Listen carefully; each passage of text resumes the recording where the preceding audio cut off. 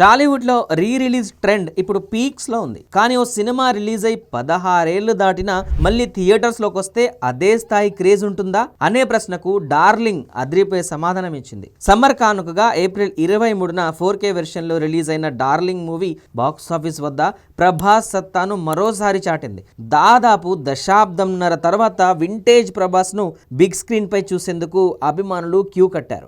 April 23 ఉదయం నుంచే తెలుగు రాష్ట్రాల్లో థియేటర్లన్నీ మారుమోగిపోయాయి. మాకు కావలసిన వింటేజ్ లుక్ ఇదే అంటూ ఫ్యాన్స్ సోషల్ మీడియాలో పోస్టులు పెట్టడంతో డార్లింగ్ హ్యాష్ ట్యాగ్ నేషనల్ లెవెల్లో ట్రెండింగ్లో నిలిచింది. కరుణాకరన్ మార్క్ మేకింగ్, జీవి ప్రకాష్ మ్యూజిక్ మళ్ళీ ఆ మ్యాజిక్ ను రిపీట్ చేసింది. డార్లింగ్ రీ రిలీజ్ వసూళ్లు చూసి ట్రేడ్ వర్గాలే షాక్ అవుతున్నాయి. కేవలం అడ్వాన్స్ బుకింగ్స్ ద్వారానే రికార్డులు సృష్టించిన ఈ చిత్రం వరల్డ్ వైడ్ గా తొలి రోజే సుమారు 7.59 కోట్ల గ్రాస్ వసూళ్లను సాధించింది.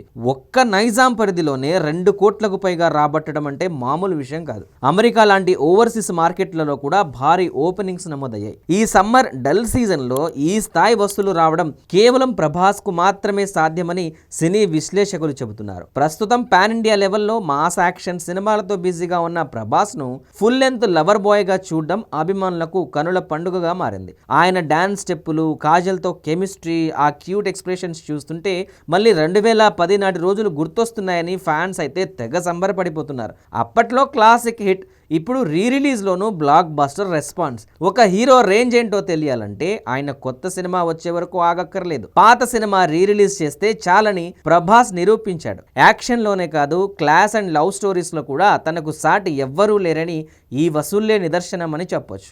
16 ఏళ్ల తర్వాత కూడా ప్రభాస్ క్రేజ్ ఇసుమంతైనా తగ్గలేదు, సదా పెరుగుతూనే ఉంది. మరి మీరు థియేటర్లో డార్లింగ్ మ్యాజిక్ని ఏ రేంజ్లో ఎంజాయ్ చేశారు? ఒకలా ఎంజాయ్ చేస్తే మీకు నచ్చిన సీన్ ఏంటో కామెంట్ చేయండి.